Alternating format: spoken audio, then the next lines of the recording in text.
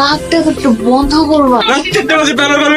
আমার সাথে লড়তে হয় না, আমার যেতে হয় না, আমার সামনে থেকে খাওয়া লাগে। যেমনি প্র্যাকটিস চালানোটা শুরু করতাম তো ঘুমাইতেই পারতেছি না।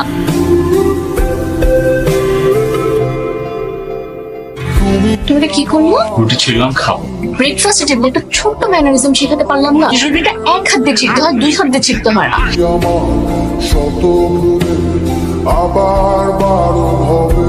এক্সকিউজ মি, ইয়েস, একটা ভেজা চুপচুপের টাওয়াল আমার বালিশের উপর কেন, আর বালিশের দুদিক ভেজা কেন?